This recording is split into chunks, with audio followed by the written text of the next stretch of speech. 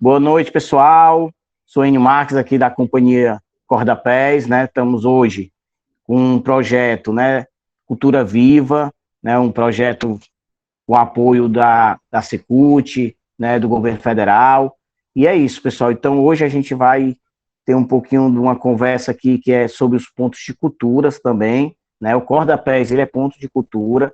A gente queria, na verdade, estar fazendo essa conversa, né, com o nosso amigo Marcos, que já ele vai se apresentar pessoalmente, né, presencialmente, mas pela questão do que a gente está vivendo hoje, né, aqui em Fortaleza e também no mundo, né, não dá para se encontrar ainda no momento, e aí a gente está usando as ferramentas, né, virtuais para a gente poder estar conversando, né.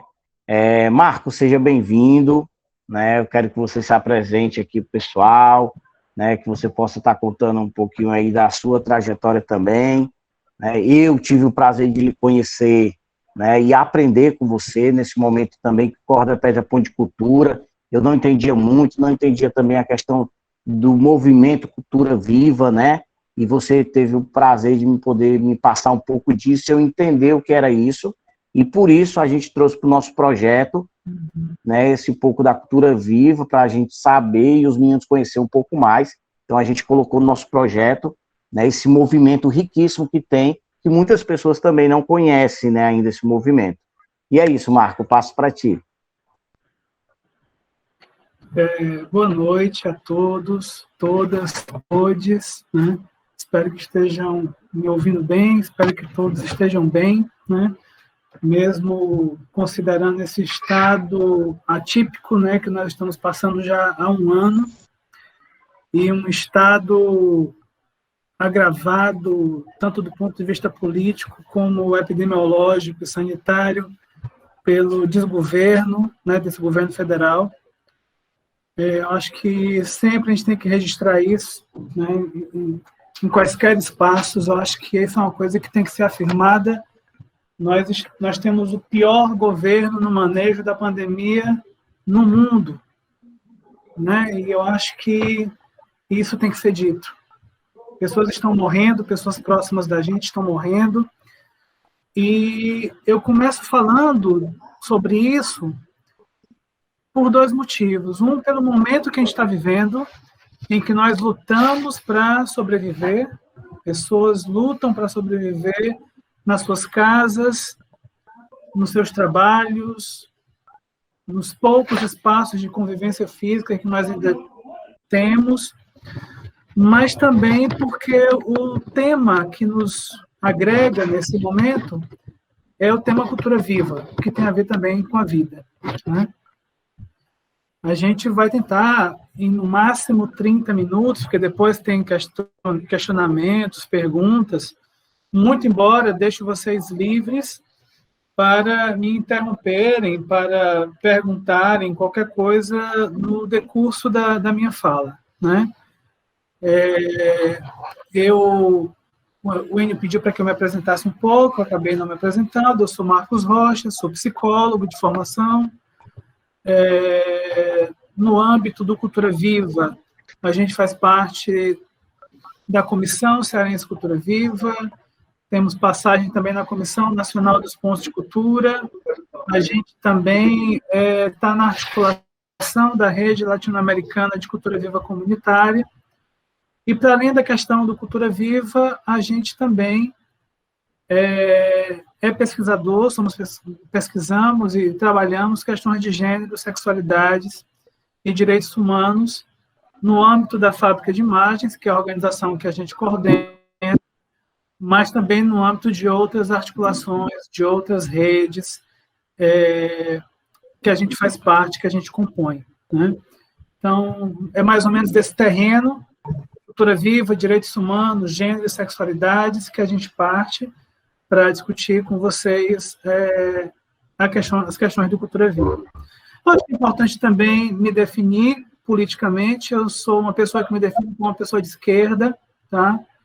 De esquerda, tanto politicamente falando, quanto na ordem das moralidades.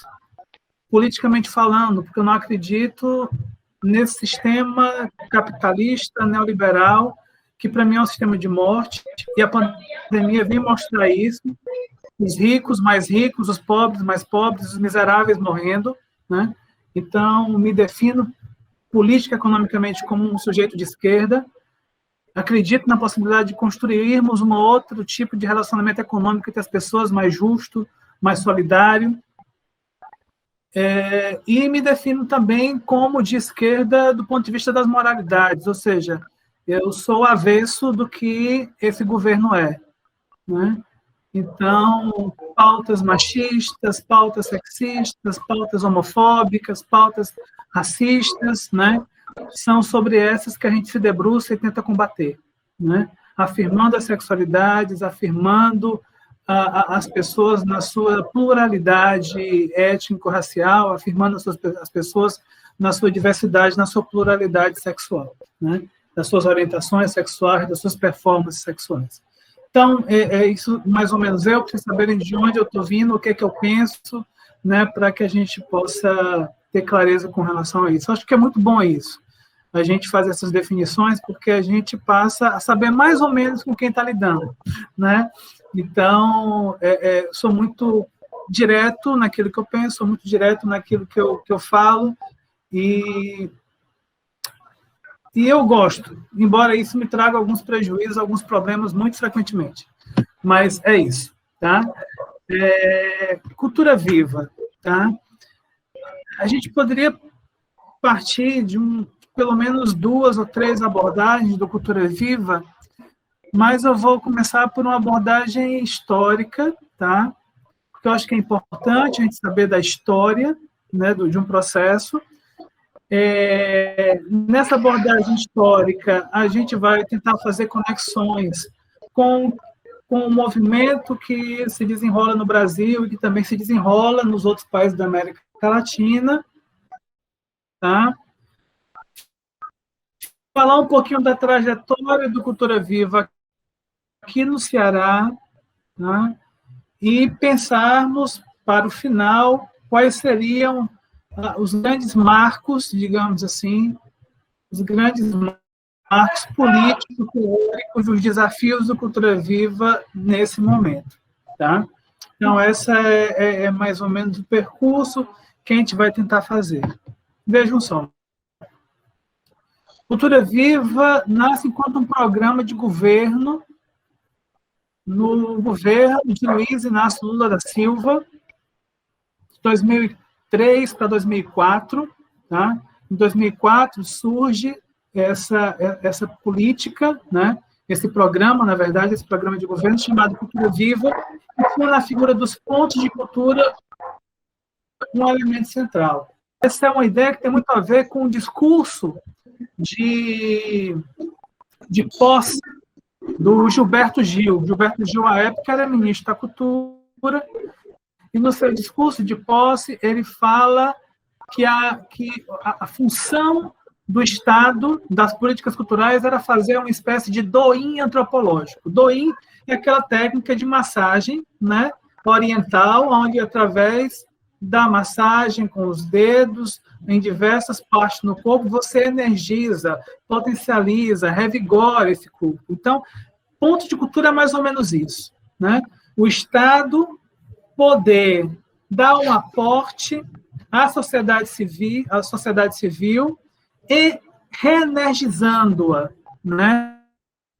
Dando condições para que ela se potencialize, dando condições para que as suas ações na comunidade se tornem mais efetivas, mais potentes, mais capilarizadas, enfim, tenham essa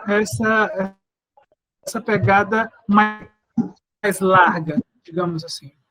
Então, Cultura Viva nasce no Brasil com essa perspectiva, pontos de cultura, é esse mecanismo, né, de potencializar a cultura nas comunidades. Tá? Esse período se falou muito no Brasil em três pontos de cultura deveriam ter muito impregnados, digamos assim, na sua prática. Os pontos de cultura precisavam trabalhar e trabalhar com os seus públicos, autonomia, agonismo e poder. Isso em 2004. No entanto, desde a década de 90, já existiam movimentos comunitários e culturais por toda a América Latina. O teatro que se chama teatro de vizinho para vizinho, de vecino para vecino, né? Então, é o teatro feito na comunidade. Existia também uma outra rede muito grande, e que aí era de vários países, que era a rede de cultura para a transformação social, né? Essa rede foi muito potencializada por uma organização internacional chamada Avina, na época.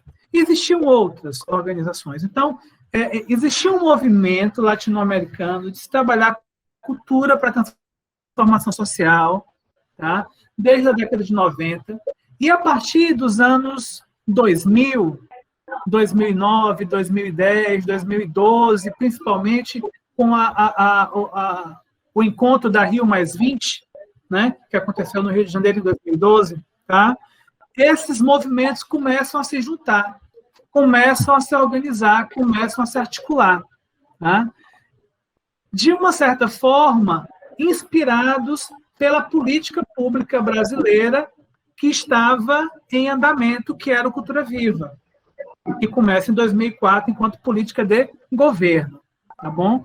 Então, todas essas organizações começam a olhar para o Brasil e ver a possibilidade de também, mediante as ações culturais que elas já fazem nas suas comunidades, nos seus países, também reivindicar recursos, digamos assim, leis, ordenanças, como eles chamam, para os seus países na perspectiva do Cultura Viva.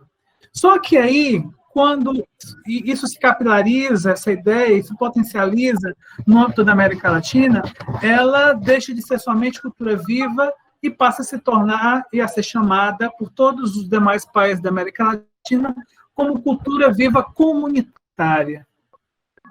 Esse comunitária dá um acento político, né, importante à Cultura Viva que era desenvolvida aqui no Brasil, né? E aí tem todo um debate teórico sobre o que a gente entende por comunidade, mas hoje o que a gente entende por comunidade? Entende por comunidade tanto aquele espaço geograficamente definido, geopoliticamente definido, com certas identidades estabelecidas naquele território, mas também a gente pode entender comunidade no sentido de comunidades extensas, de comunidades de sentido, de comunidades identitárias, e a gente poderia pensar na comunidade das mulheres, na comunidade dos sujeitos LGBTQI, na comunidade dos sujeitos racializados, dos povos originários. Então, a gente pode pensar hoje comunidade tanto do ponto de vista geopolítico, definido por um território específico, ou a gente pode pensar também nesses outros territórios, nessas outras comunidades que são atravessadas pela corporalidade, né? Quem eu sou enquanto orientação sexual, enquanto gênero, enquanto raça, e por aí vai. Tá? Então, houve essa sinergia, né? O Cultura Viva brasileira, enquanto programa de governo, inspira os outros países da América Latina a buscar também, né? Existe lei Cultura Viva já no Peru, existe pontos de cultura, existe lei, se não me engano, na Costa Rica, né? Em alguns países começam a surgir essas ampliações dessas experiências a partir de instalação de uma política pública nesses governos. A gente teve um momento muito potente do Cultura Viva até mais ou menos 2008, 2010. Quando chega em 2008, 2010, a canoa começa a fazer um pouco de água, ou muita água. Eu diria por um motivo. A perspectiva da cultura é uma coisa que a gente se debate até hoje, o Wendel fala isso. Aquilo que nós fazemos no âmbito político-cultural não é da mesma ordem de construir uma ponte, de construir uma hidrelétrica. Tá? A gente não mexe com pesos, com medidas, não, a gente trabalha com pessoas, a gente trabalha com pensamento, a gente trabalha com produção de subjetividade, a gente trabalha com coisas que são muito mais abstratas, muito mais difíceis de serem medidas, né? Além do que, quem trabalha nas organizações não governamentais, quem trabalha nos coletivos, não é necessariamente um administrador, não é necessariamente um contador, na maioria das vezes não é. São pessoas ligadas ao movimento social, são pessoas ligadas às ciências humanas, e que por uma questão de militância, por uma questão de envolvimento, por uma questão de desejo de transformação social, se envolvem e criam isso. Tá? E as políticas públicas, elas são atrasadas com relação a isso. Os entendimentos dos jurídicos, os entendimentos dos tribunais de contas são atrasados com relação a isso, né? E isso fez com que muitos pontos de cultura, pela falta dessa gerência, dessa ambiência, digamos assim, com as questões burocráticas, jurídicas, administrativas, cometessem equívocos, trocassem os pés pelas mãos e acabassem sendo questionadas juridicamente pelo Estado, cobrando dinheiro de volta delas. E, além disso, a própria política do governo Dilma muda um pouco o sentido na questão da cultura. Esse impacto é claro, né? Durante o governo Dilma, né, que tem uma perspectiva mais desenvolvimentista do que o Lula, né, e de menos atenção com relação à cultura, nós perdemos espaço e o Cultura Viva foi decaindo. Chega Temer, chega Bolsonaro, aí a pá de cal, né? Eu digo que no Brasil, hoje em dia, o Cultura Viva é como aquela personagem do Kill Bill, né? Como é o nome dela, da atriz? Não é isso? Né? Naquela cena que ela é enterrada no caixão e que ela vai furando o caixão e consegue sair. Então, esse é o estado, hoje em dia, do Cultura Viva no Brasil. Esse programa de governo que se tornou, esqueci de dizer, política federal brasileira no ano de 2014. E que aqui no Ceará torna-se também política pública estadual em 2018, por um esforço, por um trabalho de companheiros e companheiras do Cultura Viva aqui no Ceará. Num movimento, como eu disse para vocês, tipo que viu anos e anos de luta, anos e anos de discussão com o Estado, muito chá de cadeira com relação ao Estado, como se costuma dizer, até que nós conseguíssemos realizar uma série de ações importantes aqui no Ceará, né? A confecção de um livro que se chama Visões e Vivências Latino-Americanas da Cultura Viva, de catálogo, a realização de um grande encontro artístico, que é a TEIA, né? A realização de um encontro de discussão política, que foi o Fórum, né? E esse processo que culminou na certificação de alguns pontos de cultura, de algumas organizações que pleiteavam esse status, né, esse reconhecimento como ponto de cultura, que foi o processo de certificação, através do qual a Cordapés, né, foi reconhecida, digamos assim, como ponto de cultura no estado do Ceará. Tá? Então, isso é mais ou menos, brevemente a história, brevemente como é que as coisas foram acontecendo, e um pouco essas interligações entre o movimento latino-americano, o movimento brasileiro, e aqui no Ceará, pegando esse finzinho aí de 2012 para cá, 2012 não, 2014, 15 para cá, quando a gente começa a se rearticular e culmina com o Fórum em 2018, até em 2010, né? Lei e tudo mais. Tá? É importante que se diga o seguinte, que se é verdade, por um lado, que o movimento Cultura Viva, a política Cultura Viva no Brasil, inspirou os companheiros da América Latina e que ela tinha como principais conceitos o protagonismo, o empoderamento e a autonomia, me parece que hoje em dia são os outros países da América Latina que trazem para a gente uma contribuição que é N vezes mais importante. Eu vou explicar por quê. Quando a gente fala de protagonismo, empoderamento e autonomia, numa sociedade capitalista como a nossa, sem dar ênfase na questão da comunidade, do comunitário, como fazem os companheiros dos outros países da América Latina, essa autonomia, esse protagonismo, esse empoderamento é muito comumente traduzida para o nível individual. Ou do indivíduo, que é o dono da organização do coletivo, ou no indivíduo, que é o próprio coletivo. Sem preocupação de estabelecimento de redes, sem preocupação de debate político com os outros sujeitos, sem preocupação de construção coletiva, não. A ideia é eu conseguir levar coisas para a minha ONG. A ideia é eu conseguir levar coisas para o meu quintal. Se eu conseguir isso, acabou-se. E o Enio sabe muito bem disso, porque lá na rede ele vê que as pessoas estão pouco se lixando para o debate político, e ele vê também que as pessoas, depois que receberam seus recursos, se calaram, a maioria delas. Né? Então, sim. Então trabalhar esses conceitos de autonomia, protagonismo e empoderamento não colou. Não colou, né, aqui no Brasil. Eu digo o seguinte, que quando a gente fala hoje em dia, você pode, por exemplo, dar um exemplo, você pode muito bem falar de autonomia, protagonismo e empoderamento para uma mulher, por exemplo, para uma mulher negra, por exemplo, dizendo, estude, trabalhe, seja empreendedora, ganhe seu dinheiro, seja uma mulher de sucesso. Você está fazendo alguma ruptura com isso? No meu entendimento, não. Tá? No meu entendimento, você está só reproduzindo a lógica do capital. O capital não tem nenhum problema que uma negra ganhe dinheiro, que uma negra seja empresária.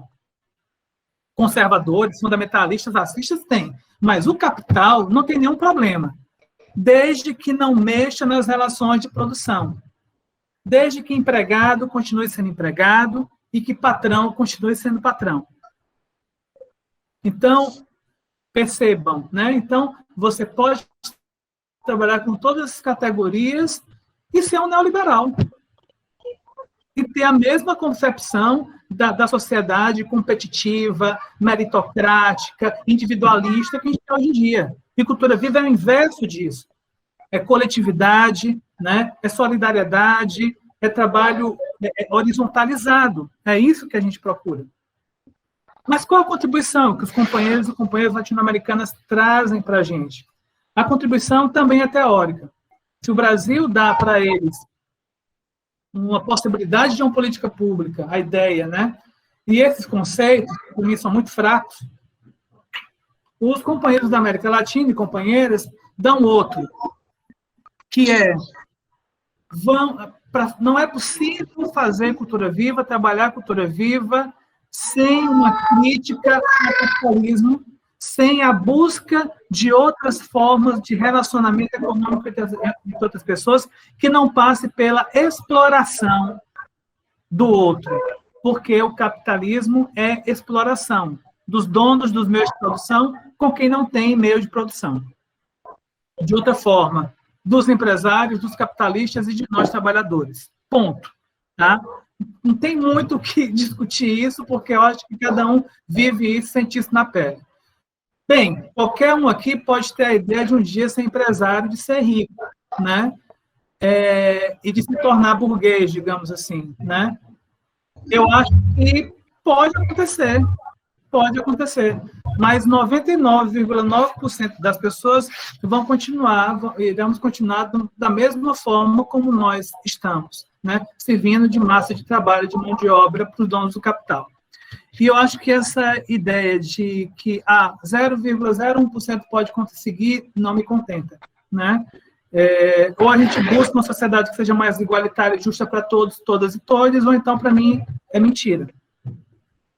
Além dessa perspectiva anticapitalista, esses outros companheiros e companheiras da América Latina dão também mais duas contribuições, que é uma perspectiva despatriarcal. Ou seja, a gente precisa, de uma vez por todas, trabalharmos nos nossos pontos de cultura, nas nossas organizações,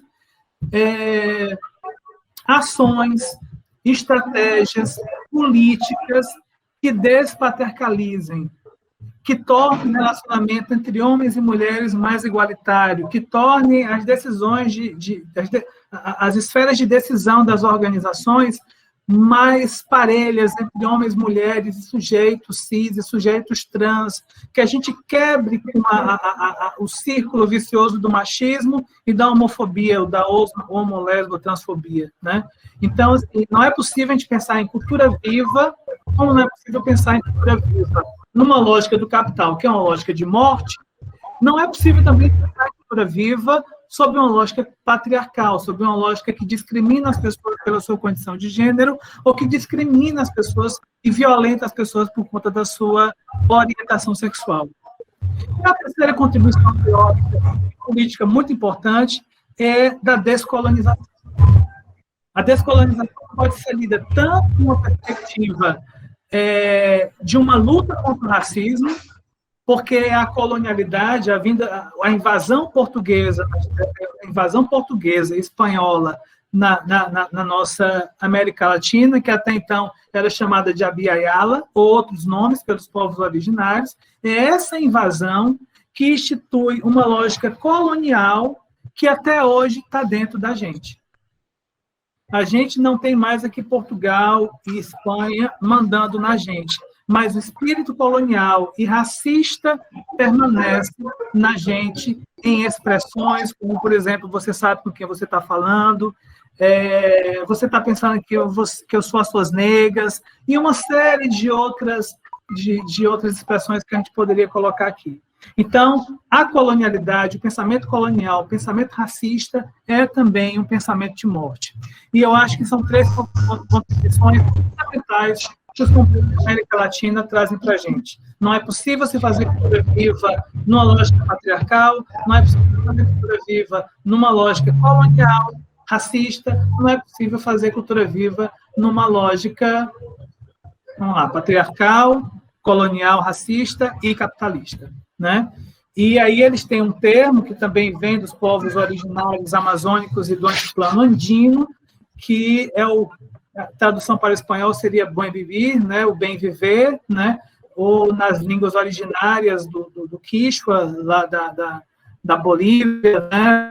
O Sumac Causai, Tecoporã, para os guaranis, que é exatamente a possibilidade da gente pensar outro modo de vida, não necessariamente rejeitando todos os avanços que essa modernidade trouxe para a gente, que a tecnologia trouxe para a gente, que o pensamento, como se diz, eurocentrado, que vem da Europa, do norte global, criaram para a gente.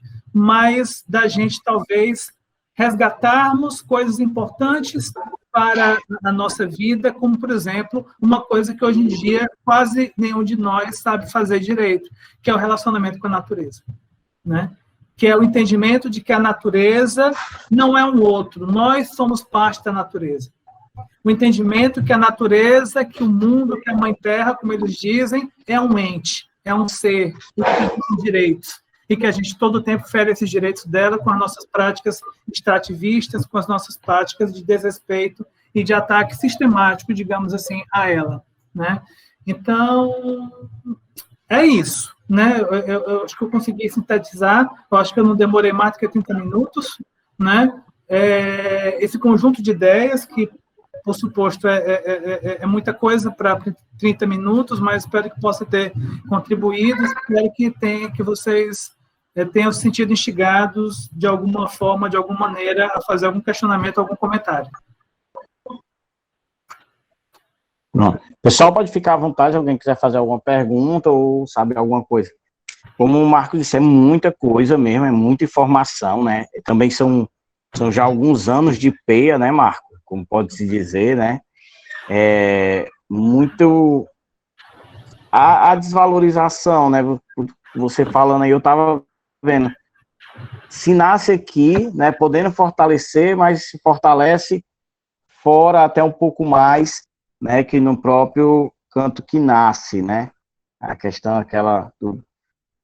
E aí eu participei da TEIA, né? Foi em 2010, e de lá para cá eu acho que não teve mais nenhum, ou teve, não sei, queria que você falasse um pouco, mas a participação que eu tive aqui, eu achei um evento em si muito bom, a troca de saberes, a troca de conhecimentos, né?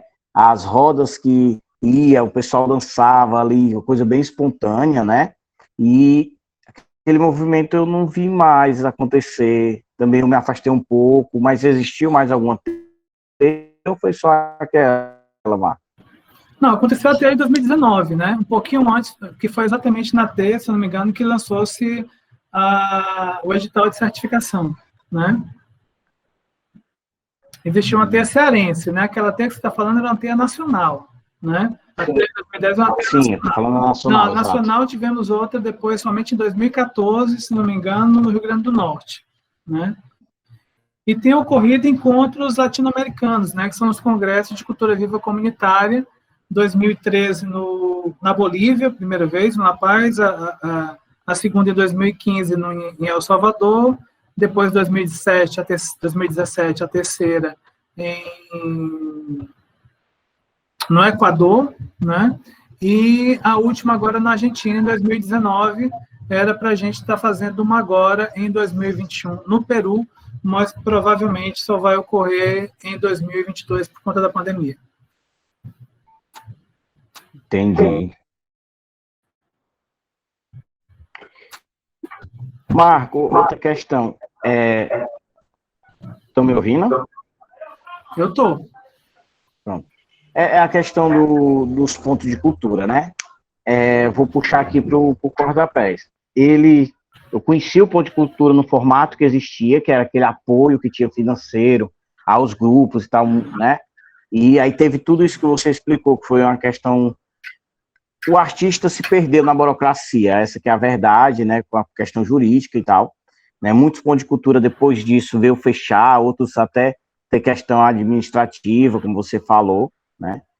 E a gente do Cordapés, quando a gente foi, era só para ter o certificado, porque a gente queria, né, dizer que existia, né? Existia, que a gente fazia cultura, que a gente existia aqui no terreiro da minha casa, né, que é a sede provisória, né, para saber, então, o que tu acha dessa diferença do certificado, né, ponto de cultura, e do que existia antes?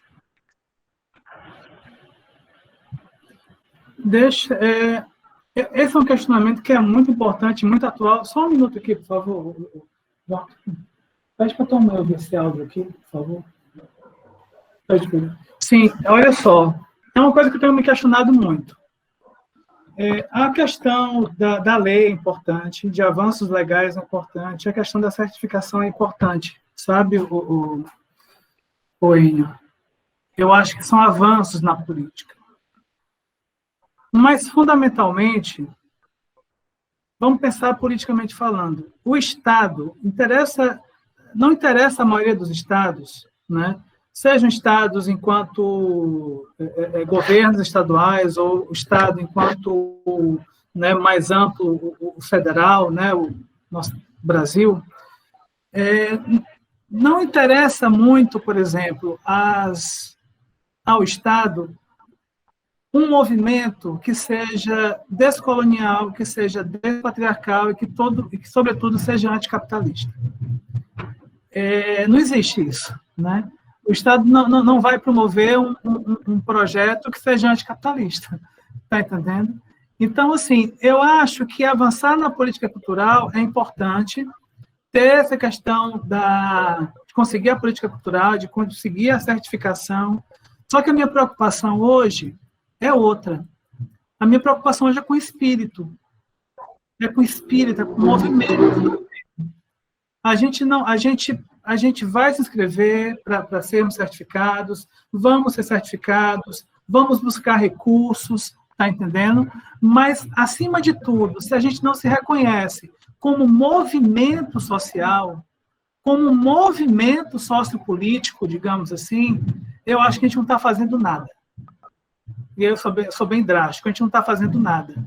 Se o Cultura Viva se tornar, né, o que, infelizmente, muitas vezes ele tem aparecido ser apenas uma política de editais, apenas a luta para conseguir 2, 3 milhões, 4 milhões, sei lá quantos milhões que seja por ano para fazer editais, se for só isso, não vale a pena. Sabe?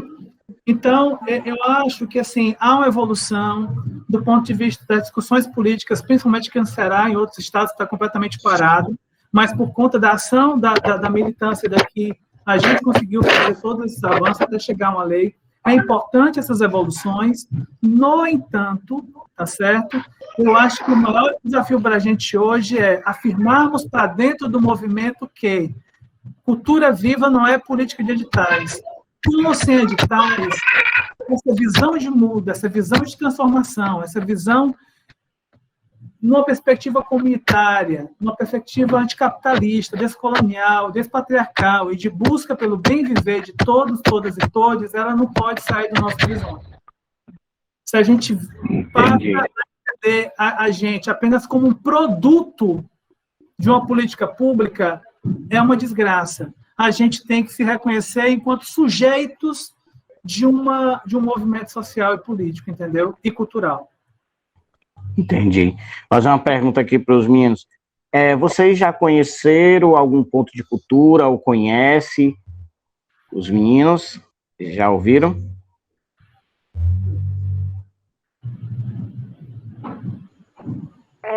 A questão do ponto de cultura, eu vim conhecer nós, né, que fomos reconhecidos, a Associação de Pais, se eu não me engano, ela também né, mas fora eles, assim, não me vem a memória agora, assim, de fato, me fugiu. Eu não sei se eu conheço mais algum. Tiago está dizendo que sim, participou, né, do Ponte Cultura Alabá, de 2010, né? Na Teia também. Pessoal, o que alguém consegue dizer o que é que acha que é um ponto de cultura ou que um ponto de cultura deveria desenvolver dentro do espaço que ele ocupa na comunidade? O que serviria um ponto de cultura? Alguém sabe me dizer? Pode achar qualquer coisa, pessoal. Aqui a gente está para escutar vocês e trocar essas experiências. Aí depois eu vou pedir para o Marcos também explicar um pouco, né, o que é que ele poderia, o que o ponto de cultura poderia contribuir mais naquela comunidade, entendeu?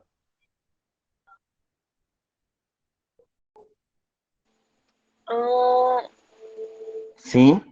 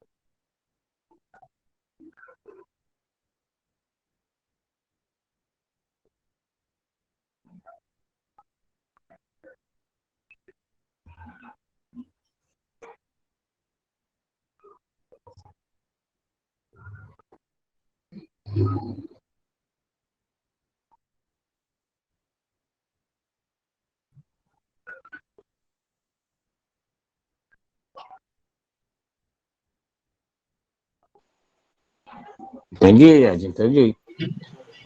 Beleza. E só fortalecendo o que o Ed disse, que eu acho que não é uma coisa atual, né?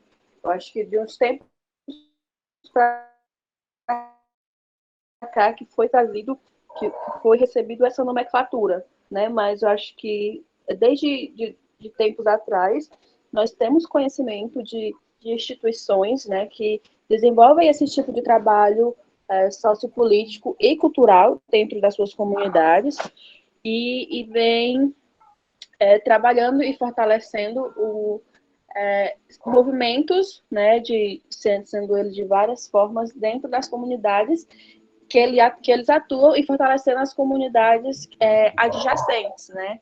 Como a gente tem conhecimento de alguns movimentos que se espalharam pela cidade, né, que são socioculturais, mas que vieram a fraquejar à medida que o tempo foi passando, porque foi ficando cada vez mais difícil também a manutenção desses espaços, né? Entendi, Pamela. Mestre Davi? Eu queria fazer só uma colocação, né? Porque, assim, mega importante, né? Quando você coloca que ele ia falar um pouco só dos pontos de cultura, e ele fez um embaraço aqui na minha cabeça, né? Falou da política atual, de conjuntura, de igualdade, dos movimentos sociais, Tesouro Vivo, e aí embaça tudo e a gente começa a lembrar muitas coisas, né? E quando eu falo de ponto de cultura, eu acho que um tempo atrás, né, bem um tempo atrás, a gente tinha alguns pontos, né, que não eram nomeados ponto de cultura, mas os projetos sociais, as ONGs, que funcionavam muito bem, certo? E que trabalhavam muito, muito forte essa questão do resgate, né? Resgate da nossa cultura. Por exemplo, eu pratico capoeira, eu acho que quase chegando aos 30, né? Mas eu não lembro aqui na nossa região, num ponto de cultura forte, e teve todo esse aparato, né? No tempo do Lula, na Dilma deu uma fraquejada, mas teve tudo isso. E aí, quando teve o bombardeio aí para a cultura, eu acho que a gente não se movimentou como deveria ter se movimentado. A gente ficou muito parado vendo acontecer, né? Hoje, agora, atualmente, não tem como a gente fazer essa luta, mas, por exemplo, as ONGs que funcionavam, hoje a grande maioria desses projetos estão defasados. Do exemplo num projeto onde eu fui educador, virei educando, e até hoje faço um trabalho social que está basicamente acabado, que é o Conselho Nova Vida, uma ONG onde atendeu quase 3.000 crianças, que tem o Ed Gleice aí, que pode falar isso, que foi um educando lá também, se tornou até educador. E a gente deixou, certo, esse sistema que vem sempre batendo na gente, certo, acabar com um pouco de conquista que a gente teve. Eu acho que os movimentos hoje estão fracos. Eu acho que a palavra é essa. A gente está desnorteados em busca disso, né? Por exemplo, assim, a gente não vê um ponto de cultura onde realmente o que eu acho que deve funcionar no ponto de cultura é essa parte cultural, o resgate da nossa cultura negra. A gente vê aqui, por exemplo, eu vi no Palmeiras 2 começou um movimento muito massa que era chamado de Café com Preto. Eu acho que à frente estava Rafael, acho que Paraíba, não sei o que, essa galera. E era um movimento muito massa, certo? Onde tinha a capoeira, certo? Tinha o encontro religioso, e era muito massa mesmo. Só que fraquejou, certo? E aí a gente vai deixando o sistema hoje acabar com isso, e hoje está muito difícil a gente trabalhar nessa parte. Certo? Com esse governo aí, meu irmão, Ave Maria, já era ruim, o negócio agora piorou mesmo, né? Para quem reclamava, o negócio agora tá osso. Então, só dizer isso, né? Que eu acho assim, eu nem sabia que o corda-pés era um ponto de cultura, né? Assim, não tinha essa noção. Sabia que sempre soube que teve um movimento, sempre funcionou, sempre tem atenção aí, sempre teve um grupo massa. Mas não sabia que era um ponto de cultura. E assim, desreconheça algum ponto de cultura que tem nessa região, a não ser o que funcionava nos Santos Dias. E é isso. Eu acho que deveria ter muito essa parte e deveria ter muitos momentos como esse, né? Que ele falou muita coisa que eu já estou misturando igual ele falou muito rápido, não dá para assimilar tudo. Mas devia ter alguns temas específicos para a gente discutir sobre isso. Certo? Beleza, mestre Davi. Mas é isso. Tiago, pode arrochar, Tiago. Isso. Não, eu gostaria só de complementar com o meu entendimento, né, sobre os esclarecimentos que nos foi dado. Que, assim, o ponto de cultura, não necessariamente você vai trabalhar a sua cultura, mas você trabalhar a cultura dentro de um contexto social, dentro de uma atualidade, onde você vai quebrar os paradigmas que estão travando aquela sociedade no qual está encaixada. Eu vou dar um exemplo, por exemplo, de projetos esportivos, que apesar de ter um cunho social, na maioria das vezes, eu vou dar o exemplo do futebol, ele acaba sendo machista, porque ele exclui as mulheres nesse movimento do esporte, entende? Então, eu acho que o ponto de cultura, ele vai na contramão.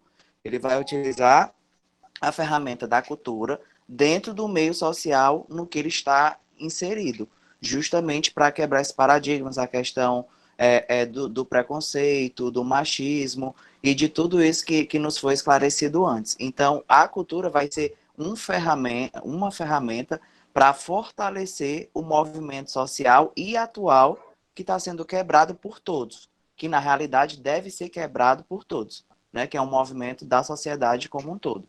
Bom, isso que eu consegui entender que seja, não sei se o objetivo principal, mas um dos objetivos, né, para o ponto de cultura. Deixa eu falar uma coisa que o Thiago colocou aqui. O Thiago colocou, acho que é importante. Isso, na verdade, deveria ser, talvez, a fala inicial, da gente compreender esse conceito de cultura, né? A gente, durante muito tempo, já concebeu, as nossas políticas culturais venderam para a gente que a cultura, existia a cultura de elite e a cultura dos pobres, a cultura popular, alguma coisa desse tipo, né? Mas sempre relacionando a cultura a linguagens, tradições, patrimônio, memória, quando é muito amplo, falava-se de memória. Então, mas eu sugiro a vocês tentarem pensar a cultura numa perspectiva mais político-antropológica, né? A cultura como aquilo que dá sentido às nossas vidas. A cultura como o sistema de valores. A cultura como o sistema de hierarquias. A cultura como aquela coisa que nos faz olhar para um determinado fenômeno e sentir uma coisa, e talvez uma pessoa de um outro lugar olhar para aquele mesmo fenômeno e sentir outra. Por exemplo, né, a morte está tão banalizada que a gente olha para 3.000 pessoas morrendo diariamente no Brasil por Covid e, de repente, isso se torna normal. E, de repente, não, a gente tem que trabalhar mesmo, a gente tem que sair mesmo de casa, né? Então, tudo isso é cultura. Como eu enxergo o mundo, que valores eu atribuo para as coisas, que hierarquia eu acho que as coisas têm, tá certo?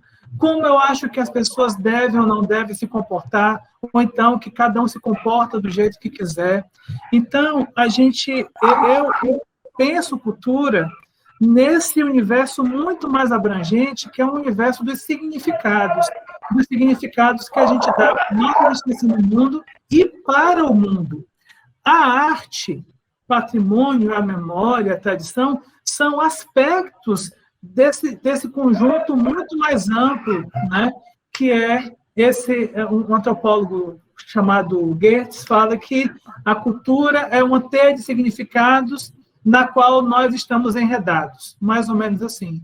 Nós construímos essas estruturas, esses esquemas culturais, e nós somos construtores, ao mesmo tempo, enredados nessa cultura. Agora, tem uma coisa, cultura na natureza, cultura se muda, mas para se mudar tem que ter ação. E quem é que tem que fazer essa ação? Cada um de nós.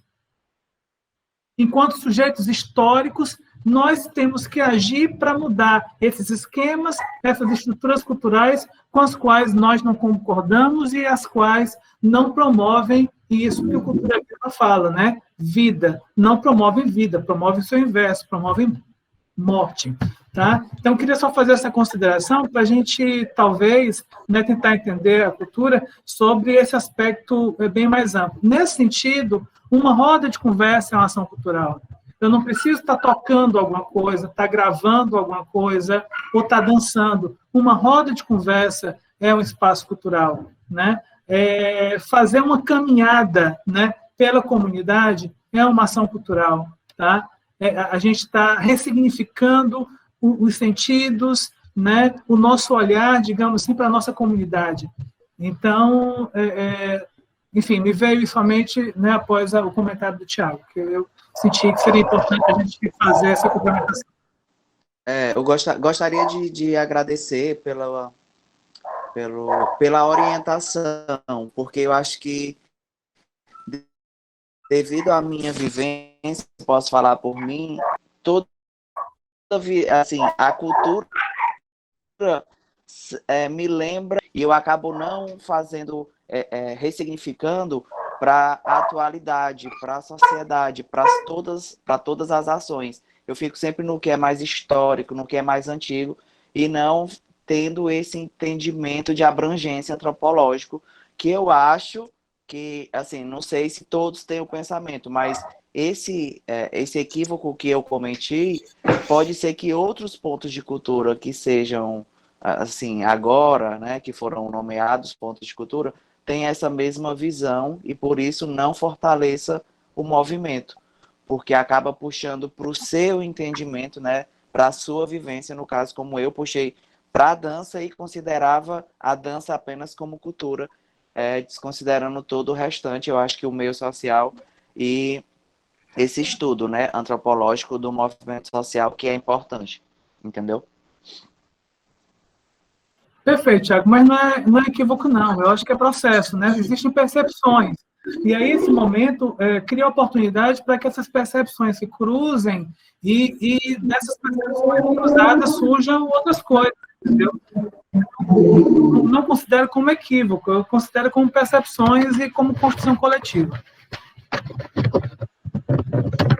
E justamente trazendo esses novos pontos, esses pontos que foram esclarecidos, a gente acaba que abrindo os olhos e entendendo que não é só o lado, vou dizer assim, cultural, como o Tiago trouxe, a questão da dança, mas que outros movimentos que também aconteciam dentro das nossas comunidades, que embora a gente não, por estar dentro de um movimento, pelo movimento da dança, a gente talvez, por não entender esse ponto, não encarasse também como um movimento cultural, né?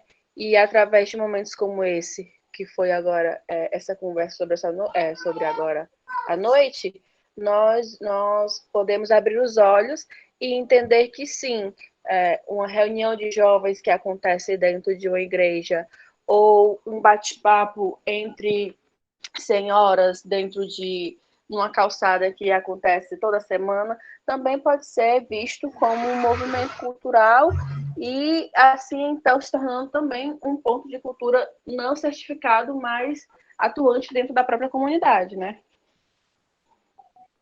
Perfeito. A cultura não está circunscrita no espaço, né? A cultura atravessa tudo e todos nós, né? Então, essa é uma conclusão que a gente deve chegar. E outra coisa, todo fazer cultural, artístico especificamente, né, nas danças, no teatro, no cinema, eu acho que a gente tem que ter clareza, gente, que tudo que a gente faz tem um sentido político. Tudo, tá? Se alguém disser, a minha arte não tem nenhum sentido político, eu não estou nem aí para essas coisas, ou essa pessoa é muito maldosa ou é muito inocente. Das duas, né? Por quê? Porque sempre que você cria algo, que você expressa algo, tá certo? Você está vendendo, você está passando para o outro uma visão de mundo, tá? Então, não, o meu teatro, a minha dança, ela não é machista, ela não é racista, e eu me contento em fazer essa dança que não é machista, que não é racista, achando que eu estou fazendo grandes coisas, né? Não, eu acho que grande coisa seria se a gente integrasse nos nossos fazeres culturais essa crítica. E como a gente pensa, imagina que poderia ser uma sociedade livre dessas chagas, né? Livre dessas feridas, entendeu? Então, assim, não basta, né? Tem uma frase que diz assim, não basta não fazer o mal, você tem que fazer o bem. Então, assim, não basta você simplesmente se dizer e dizer que a sua arte não é machista, não é racista. Sim, mas o que você está fazendo para transformar? Porque à medida que você não toca nesses assuntos, as questões permanecem. À medida que a gente não critica e que não propõe alternativas, a tendência é que a coisa continue do jeito que ela está. Lembram da lei da inércia da física? Alguém que gosta de física? Não, né? Mas lembram da lei da inércia, né? Lembram? Todo corpo tende a permanecer em movimento ou ficar parado, a não ser que uma outra força contrária haja sobre ele. Então, assim, se a gente não faz nenhum movimento contrário a essa força que nos empurra para o conservadorismo, a essa força que nos leva para o fundamentalismo, a essa força que nos leva para a morte, a gente está deixando com que essas forças continuem nos carregando. Então, não basta ficarmos parados, temos que agir. Entendi, sim, muito massa. E você viu aqui, tipo, a gente ia pegar meia hora aqui de cultura viva, é bem largo, né? É bem consistente a falta, né? Eu acho que a falta de compreensão. Eu sinto que existe ainda uma falta de compreensão sobre o que é, né, o cultura viva. Isso eu senti na pele, né? A partir do momento que a gente foi certificado, né, a gente foi convidado a participar do grupo Cultura Viva, e aí eu fui começando a aprender algumas coisas, tanto que teve uma discussão aqui com a prefeitura sobre a lei Aldir Blanc, né, e eu não me sentia preparado, mas também ninguém se colocava à disposição, né, para poder ir. Aí foi o Marcos, foi um incentivador, disse: Enio, vai, ninguém sabe de tudo, você vai aprender lá e você vai trocando experiência com a gente. E aí a gente começou a trocar experiência, mas também foi aonde eu também me agoniei, que se senti só no momento, né? Não tinha pessoas assim que a gente fez isso, as pessoas não apoiavam e tal. Então a gente sente muito isso, né? Então às vezes é sufocante até a gente estar dentro do movimento, com a ausência das pessoas. Aí o outro ponto que a gente ia abordar é o que o ponto de cultura, né, e as sugestões que a gente podia dar para o ponto de cultura. Mas quando você fala cultura viva, eu vi aqui um monte de coisa. Uma é até como o mestre Davi disse aqui, é a gente fazer uma roda de conversa dessa que a gente está fazendo. Que aqui está sendo uma ação do ponto de cultura, né, que é muito riquíssima essa troca de experiência. Com quem já conhece um pouco mais, com quem não sabe nada, com quem não sabe nada, entre aspas, porque todo mundo sabe alguma coisa, né?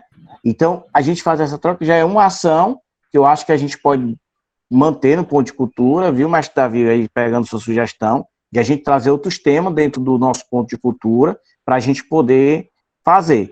E aí, galera, eu queria também saber quais são outras atividades, né, que a gente pode estar trazendo para o ponto de cultura, né, para a gente estar fortalecendo e não ser só aquele ponto de cultura, que até a fala do Thiago traz isso, é aquele ponto de cultura que só faz a dança.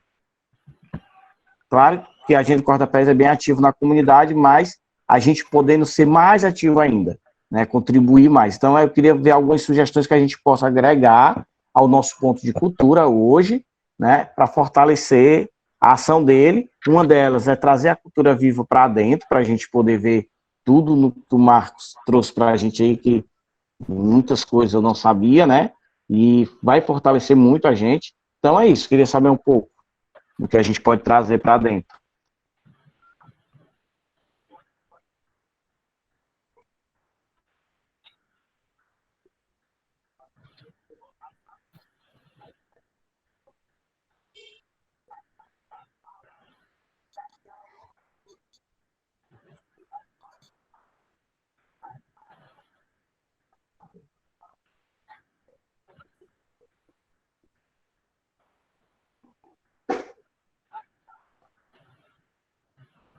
Massa, Ed, massa, gostei muito. É uma ação que a gente pode estar desenvolvendo, sim. E está trazendo também informações sociopolíticas para dentro mesmo do corpo de baile, porque além de fortalecer a questão comunitária, fortalece a pessoa em si, porque quem é picado pelo bichinho da política, da sociopolítica, tende a ver a sua comunidade, a ver a sua realidade com outros olhos. Eu acho que isso também é muito importante, porque todos nós somos e podemos ser instrumentos de mudança. Basta que a gente tenha, pelo menos, o pontapé inicial. E eu acho que a gente poderia, sim, estar proporcionando para as pessoas, né, para nós, e pessoas que também não estão ligadas diretamente, mas que têm o interesse em estar participando disso, esse fortalecimento. Eu acho que, por exemplo, eu fui cria de projeto social, eu fui cria de projeto desde os meus 7 anos de idade. E fiz parte de alguns movimentos, né, de formações sociopolíticas, formações culturais, mas depois de um tempo, eu cansei, né? Eu cansei e não me sentia instigada a estar nesses movimentos, nessas ações, que é normal de qualquer pessoa que às vezes está levando chibatada e as coisas não verem mudança. Mas eu acho que quando esse start é dado e proporcionado também para outras pessoas, a chama se reacende, ou então outras pessoas faz nascer em outras pessoas essa vontade de mudança, né, que a gente precisa ter ainda mais no cenário atual. Legal, Pamela, legal. Mais sugestões aí para a gente implementar? Marcos, pode também arrochar aí.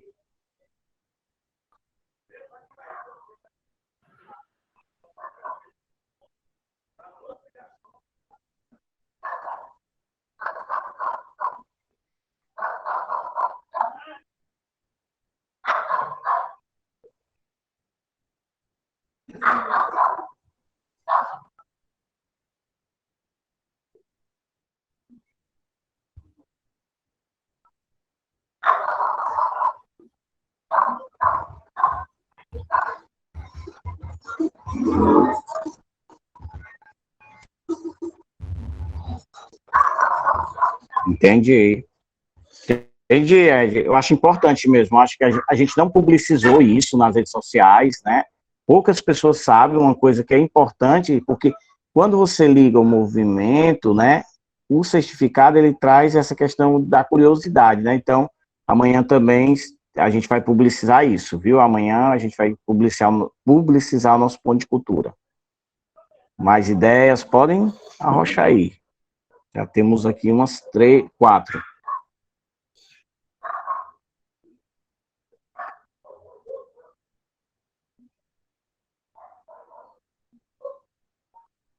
Pronto. Marcos, o que é que você pode somar mais, né, nessa questão aí do que pode ser feito a mais pelo ponto de cultura? Eu penso naquelas 3 categorias que a gente falou, né?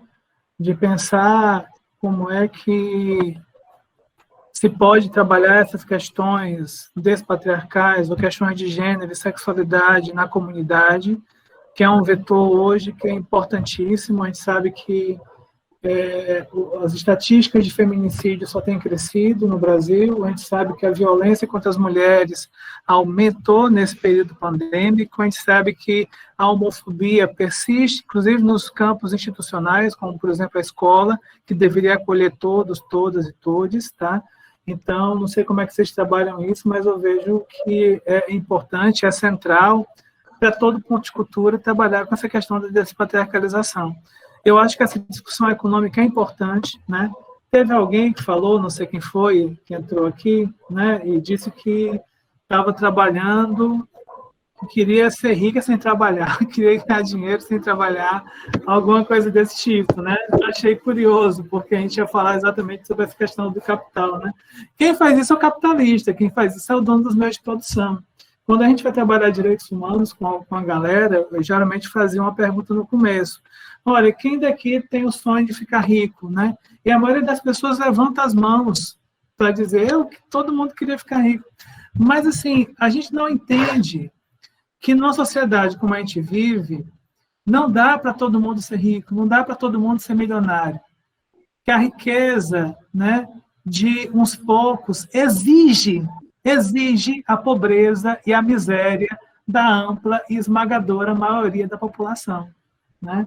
Então, o que a gente deveria querer era uma outra lógica, era uma lógica que todos trabalhassem com prazer, né? Não trabalhassem com aquela categoria, né, que o Marx fala, né, do trabalho alienado, né, que o nosso trabalho tivesse um sentido para a gente, que o nosso trabalho não fosse apenas produtivo, mas que alimentasse também a nossa alma, né?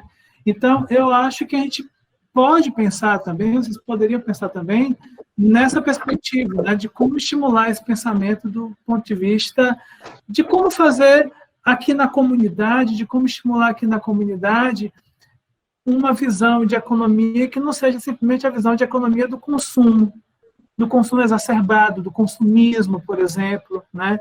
De pensar que existem outros meios, né, como as trocas, como a feira solidária, enfim.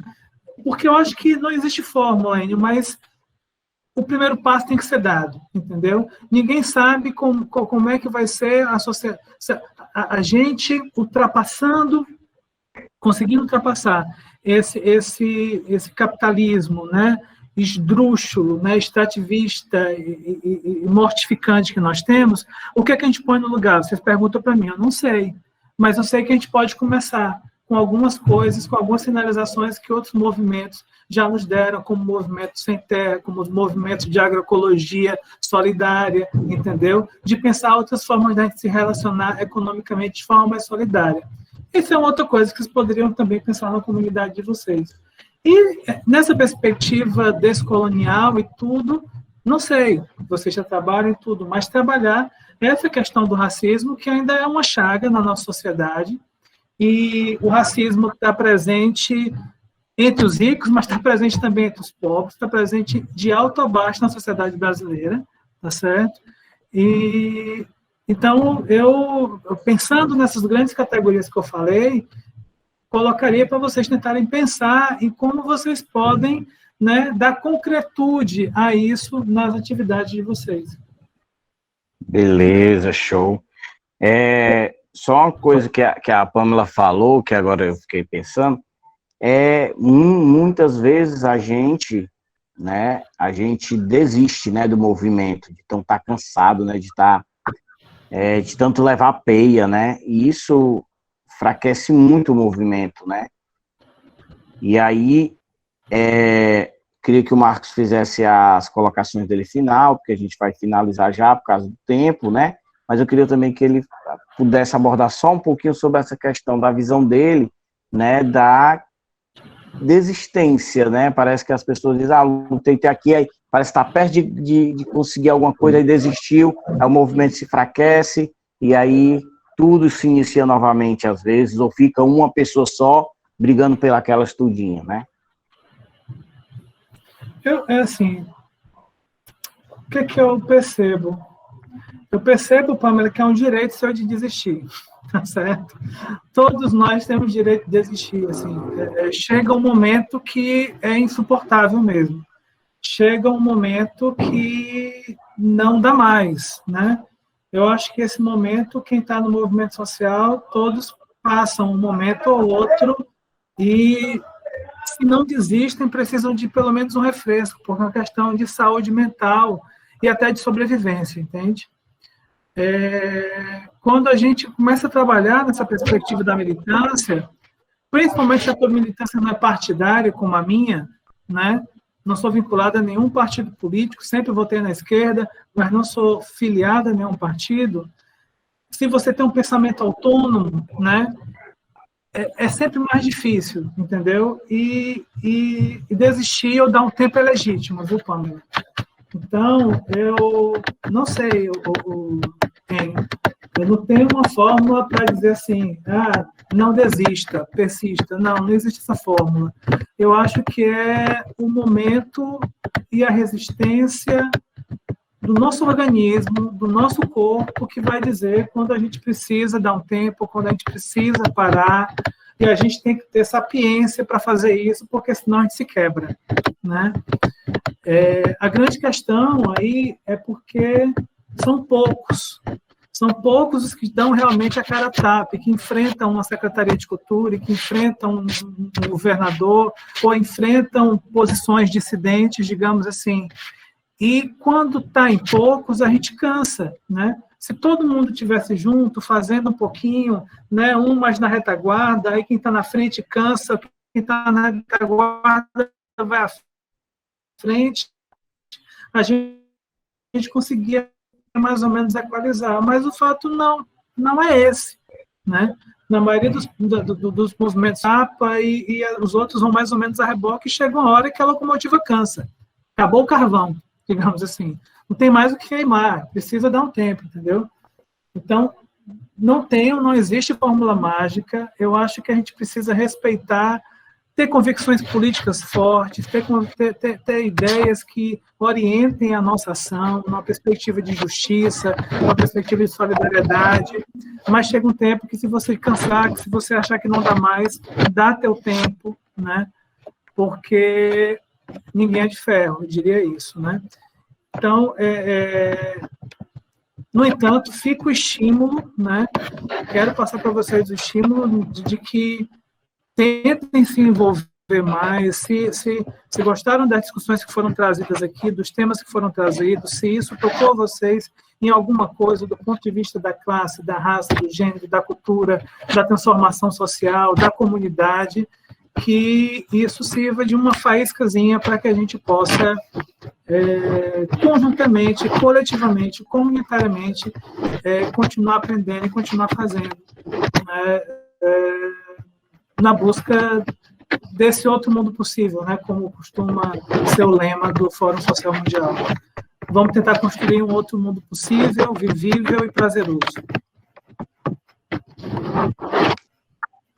Marcos, eu queria lhe agradecer muito, né, por você ter tirado esse tempo para vir discutir com a gente, né, passar essa experiência que você já tem, né, então aqui fica meus agradecimentos, né, eu acho que quando eu pensei em você, foi pelo que você me ensinou e eu queria que ensinasse os meninos.